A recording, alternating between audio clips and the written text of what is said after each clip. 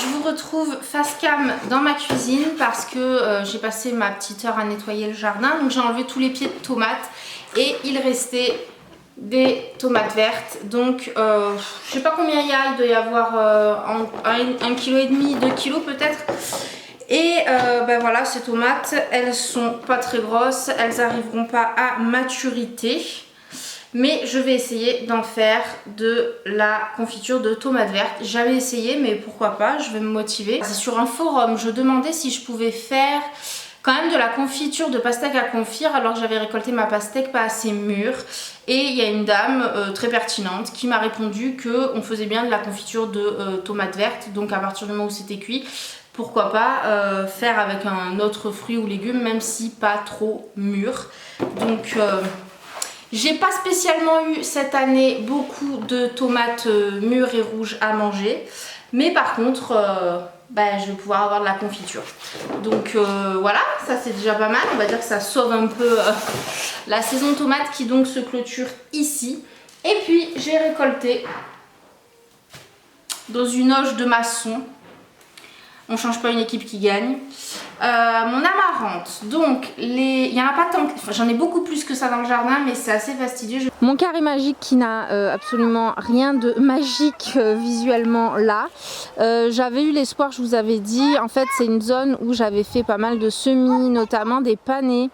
Et je suis assez dégoûtée parce que c'est vraiment une zone où j'avais envie qu'il y ait des choses qui poussent. Et en fait j'ai tous les semis spontanés des années précédentes qui sont sortis. Et notamment énormément d'œillets d'Inde, puisque c'était une plante que j'avais semée entre mes tomates il y a 2 ans. L'amarante est un petit peu sortie ici, mais c'est quand même fait étouffer en fait par les œillets d'Inde. J'ai eu quelques tournesols qui ont fini de se faire becter par les oiseaux. Alors l'avantage en fait de ce carré et pourquoi j'ai laissé toutes les fleurs pulluler, s'épanouir, c'est parce que les insectes sont complètement dingues de cet espace. Donc ça n'a pas été le carré du potager de Lydie, mais le carré des insectes.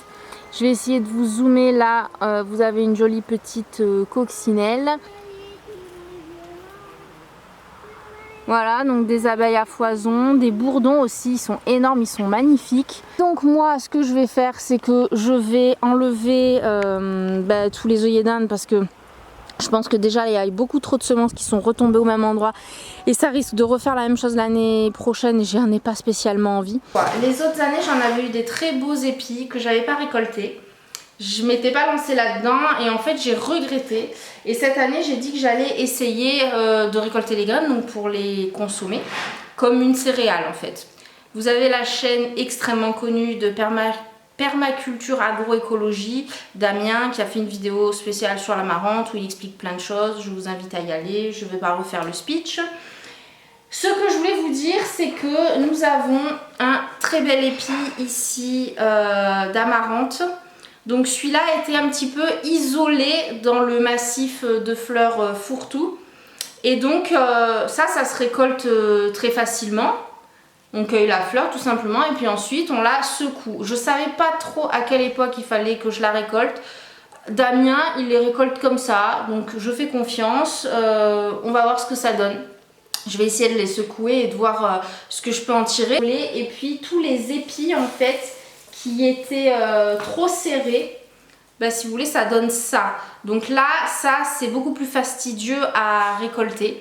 Donc voilà, au milieu de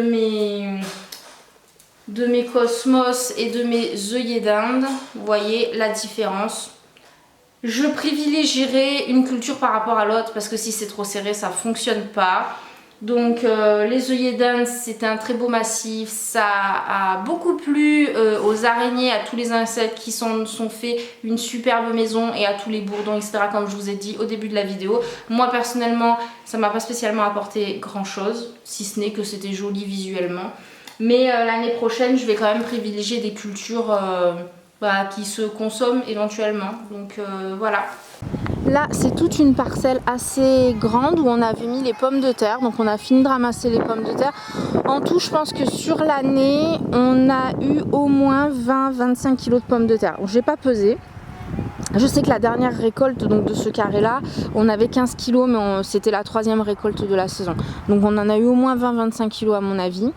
Et en fait ça prend beaucoup trop de place pour finalement bon, un rendement qui n'est pas non plus exceptionnel. Et puis surtout c'est pas non plus une denrée qui est extrêmement chère à l'achat. Donc pour les prochaines années, en fait, je remettrai pas de pommes de terre. J'en ai sûrement oublié au milieu, donc ça repartira spontanément et je les récolterai en primeur. Et entre les pommes de terre qui vont repartir spontanément l'année prochaine, toute cette zone-là, ce sera des courges, curcubitacées, peut-être courgettes, je sais pas. Mais j'ai vraiment envie d'essayer des courges d'automne de format important ou des choses un petit peu originales, un petit peu insolites. Et donc toute cette zone là, ça sera fait pour ça. Mais je vais également arracher tous mes vieux plants de tomates un peu pourris du potager et les jeter sur cette zone là et voir si j'aurai des repousses spontanées de tomates. Ça m'était arrivé il y a 2-3 ans, là où j'avais laissé des tomates tomber au sol et pourrir, ben, c'était reparti tout seul. Donc voilà, moi mes déchets, soit je les mets dans un compost, soit je les mets directement en place en pensant à la repousse de l'année d'après. Ça minimise le travail et ça fonctionne très très bien. Donc voilà.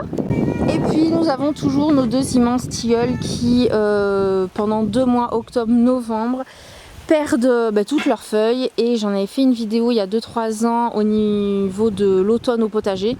Et donc pendant 2 mois, la corvée du jardin, c'est de ramasser absolument toutes les feuilles et de les mettre également au niveau du potager parce que c'est un super compost, c'est un super engrais.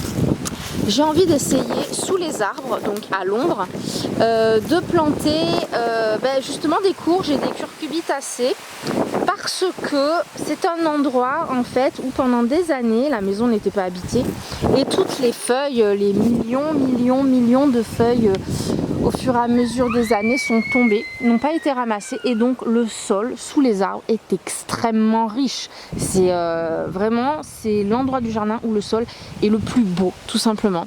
Donc pas complètement en bas du tronc parce que forcément l'arbre pompe beaucoup d'eau et puis voilà, on peut pas planter des choses trop près d'un tronc, mais comme le feuillage est quand même large, un petit peu plus à l'orée on va dire du feuillage, je pense que c'est peut-être un endroit où ça peut effectivement bien fonctionner, sachant que c'est une place inutilisée en fait dans le jardin. À l'orée des arbres, j'avais planté mes chou kale et alors ils sont magnifiques.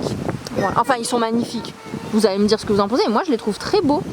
Donc sachant que le chou kale, je pense que c'est la culture la plus hivernale du potager parce qu'on le récolte généralement après les premières neiges, donc en décembre, janvier, ça se récolte encore. Donc là il est encore tout jeune mais il est très très joli. Et je les avais mis sans faire exprès à côté de cette plante-ci que vous allez peut-être reconnaître, c'est de l'herbe à chat. Bon là elle a fané. Hein. Donc au-delà du fait que l'herbe à chat soit extrêmement pollinisateur pendant de longs mois, parce que tout le printemps, l'été et puis là le début de l'automne, c'est également un répulsif pour tout ce qui est papillons et chenilles, les chenilles du chou. Et donc ces choux-là que j'ai mis sans faire exprès à côté de mon herbe à chat, eh écoutez, ils ont eu quasiment pas de chenilles ou très très peu. Là c'est des choux-fleurs, je sais pas s'ils arriveront à fleurir, mais ils sont quand même pas trop moches non plus. Donc ce coin là, très amendé par les feuilles des arbres qui sont tombées pendant plusieurs années, mi-ombre, les choux ont besoin de beaucoup d'humidité, donc en plein soleil c'est compliqué, et juste à côté de l'herbe à chat, c'était un super bon plan fortuite, hein, découverte fortuite, parce que j'avais pas pensé forcément à l'histoire de l'herbe à chat, mais en tout cas super bon plan. Et donc mes chou kale, j'en ai laissé dans les palox qui sont moins beaux, mais ceux-là sont vraiment très très jolis. Donc cet hiver, on récupérera les patates qu'on a ramassées du potager avec des feuilles de chou kale et ça nous fera des bonnes soupes. Pour l'hiver, je vous reparle pas des nutriments et de toutes les qualités qu'on accorde au chou kale, soi-disant un super aliment anti-cancer, etc. Bon, dans tous les cas, sans partir dans des délires paranoïaques, c'est super bon pour la santé et dans le jardin, il est carrément bio. Et puis, dernière chose dont je voulais vous parler dans ce petit update du potager, c'est ma serre. Alors, le long de la serre, j'avais semé pas mal de fleurs comestibles et mellifères. J'ai pas essayé de manger ces jolies petites... comment on appelle ça? J'ai oublié le mot, je vous l'écrirai. J'ai pas essayé mais c'est comestible. Et j'ai vu sur une vidéo de Popote et Potager qu'elle faisait des capres avec ça. Alors je suis tombée des nues parce que les capres je connais, j'aime ça. J'en consomme pas beaucoup parce que je suis la seule à aimer ça dans mon foyer. Mais alors les capres, ça vient de ces fleurs là. Je suis ouais, sur le cul, j'ai appris un truc. Donc merci Sandrine pour, pour la découverte. Un cardon, pareil, un plant que j'ai acheté en jardinerie. J'ai pas l'habitude d'acheter les plants en jardinerie, mais bon là je suis tombée dessus, j'ai dit pourquoi pas parce que j'ai jamais essayé. Je suis même pas sûre d'en avoir déjà consommé dans ma vie en fait du cardon. Et alors là le plant, je l'ai refermé parce qu'il faut le blanchir. Normalement il faut mettre un film opaque autour, mais bon j'ai pas envie, j'ai pas le temps, j'ai pas le film opaque, passons. Mais il est magnifique, il doit faire plus d'1 mètre, ça c'est sûr. Et donc bah, ça ce sera les récoltes d'automne. Et je pense de plus en plus que j'apprécie davantage le potager d'automne au potager de printemps-été. Donc le cardon, quand je le récolterai, je testerai de le cuisiner, voir si c'est une saveur qui me plaît. Et je verrai en fait si j'ai envie de développer cette culture dans mon jardin, c'est possible. Donc voilà, cette année en fait j'ai fait beaucoup de petites choses par-ci par-là, c'est un peu le test et puis l'année prochaine je développerai les cultures. Et donc là ici nous avons les topinambours, je vais faire une récolte quand ce sera complètement fané. Je pense fin octobre, début novembre et je vais vous faire une vidéo spéciale topinambours parce que je me suis rendu compte, en fait pour moi, ça paraît simple en fait cette culture parce qu'elle est juste très basique, très facile, très efficace et vraiment cool. Et je me rends compte qu'en fait c'est pas si connu. Et il y a encore pas mal de questionnements par rapport à la culture du topinambour. Donc je vais vous en faire une vidéo dédiée comme j'ai fait pour le pois chiche, ça va arriver bientôt. La serre, j'y suis pas allée depuis 2 semaines. Et alors ce matin j'y suis rentrée. Je me suis dit mais qu'est-ce qui s'est passé dans cette serre que je n'ai pas arrosée du coup pendant 2 semaines. Et en fait je suis ravie parce que en fait il a beaucoup plu et ça passe sous la bâche, donc ça arrose même le milieu de la serre quand il pleut vraiment beaucoup, parce que c'est vrai que l'inconvénient d'une serre c'est que si t'arroses pas, ça s'arrose pas tout seul normalement puisque c'est couvert, et en fait s'il pleut vraiment beaucoup ça passe, donc ça c'est cool. Et donc là c'est la jungle, il fait bon, pas besoin d'allumer le chauffage dans la serre, donc si on a froid on vient faire un petit tour par là. Et bon les tomates elles donnent plus grand chose. Hop, j'en ai une là. Bon, je sais pas si elle va arriver à maturité. Les petits poivrons, c'est la fin. Par contre, les aubergines, elles commencent quoi. C'est bien, on est mi-octobre. Je sais pas si ça va réussir à aller jusqu'à maturité. Mais hop, vous voyez, ça c'est un bébé, ça commence à peine. Bon là ma patate douce, je vous ferai une vidéo quand je la ramasserai. Mais vu que la serre prolonge largement la saison, il faut attendre que la patate douce soit un peu fanée, on n'y est pas. Hein. Par contre, je sais pas, il y a un plant, mais il fait plus de 10 mètres carrés le plant. Je sais pas ce qu'il y a sous la terre là, mais c'est monstrueux quoi. Pareil, au milieu de tout ça, il y a la pastèque à confire. Alors, je vous ai montré sur Instagram, j'en ai ramassé une grosse. Et il m'en reste encore une grosse qui est ici.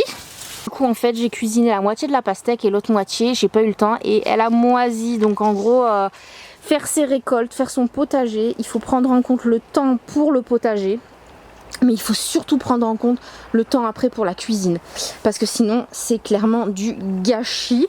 Donc celle-là je suis contente, je l'ai pas ramassée, je la ramasserai quand je serai sûre d'avoir le temps de la cuisiner. J'ai fait de la confiture et là je vais essayer de faire de la compote pomme pastèque à confire pour les enfants. Qu'est-ce que c'est que cette fleur? C'est des petites fleurs de physalis. Je sais pas trop en fait si c'est vraiment l'amour en cage ou si c'est une autre forme de physalis. J'ai eu un commentaire qui me disait que ce que j'avais c'était pas vraiment de la vraie physalis. Bon en tout cas ça y ressemble. Ça fait un tout petit fruit orange qui souvent est utilisé par les pâtissiers pour décorer les gâteaux, etc. C'est très goûteux, très savoureux. Et ça coûte une blinde en fait si tu vas à grands frais, parce que souvent il faut aller dans des enseignes comme ça pour avoir ce genre de culture un peu originale. Ça coûte vraiment une blinde. Alors que c'est immense. J'aurais jamais cru, avant d'en cultiver dans mon jardin, que ça soit aussi immense. Là vous avez un pied, et le pied, il est plus grand que moi. Il fait des branches, des rejets de tous les côtés. Il y a plein de fruits. Donc c'est pas encore, hein, toujours pareil, moi je suis toujours à la bourre. Hein. Mais je sais pas combien il y a de fruits, il y en a plein. J'en ai mangé un ou deux, ils sont très bons. Et donc ouais, je suis assez perplexe de la taille de la plante, de la productivité de la plante et du prix dont on vend ça dans les magasins, tout simplement parce que c'est original et pas connu. Je trouve ça un peu bon. Ici j'ai un deuxième melon, j'espère qu'il arrivera à maturité. Il a beaucoup plus de mal que le premier parce qu'il fait moins chaud. Ma serre n'est pas chauffée. Par contre le premier melon était fabuleux. Allez voir ma dernière vidéo, je vous le montre, il était juste divin. Donc un pied de melon, un melon et demi. Toujours pareil, tout ça c'est des tests. La première année comme cette année je teste et puis je vois un petit peu ce qui marche pas, le pourquoi. Et l'année prochaine je m'adapterai en fonction. Mais bon voilà, j'aimerais bien que ce petit melon grandisse et soit aussi bon que le premier. Ici nous avons les kiwano, la plante est très belle, un seul pied, donc ça monte de tous les côtés. Vous voyez, il y a 1, 2, 3, c'est un seul pied tout ça. Donc voilà, par contre, pas de fruits. Je pense qu'il fait pas assez chaud. Voilà. Et puis mes haricots kilomètres, j'en ai eu 3-4. Pareil, c'était un test, je sais quelles ont été mes erreurs, j'ai encore de la semence, je réessayerai l'année prochaine. Voilà, mais là je pense que c'est la fin, il n'y a plus trop à espérer de ces petits haricots kilomètres, voilà. Donc tout ça pour vous dire que cette serre, c'était un peu expérimental cette année. Vu le peu de temps que j'ai passé au potager et le peu d'investissement en fait, les erreurs que j'ai faites cette année, écoutez, c'est pas si mal que ça. Donc là, novembre, je vais enlever la bâche quand tout aura fané. Parce que la bâche coûte très cher et c'est ce qui s'abîme le plus avec le gel et la neige. Février-mars, je remettrai la bâche et on va commencer des cultures plus précocement. Et espérer avoir un résultat qui bastonne un petit peu. Voilà, bon, je vous ai bien parlé finalement, plus que ce que j'aurais pensé. Voilà, à plus tard.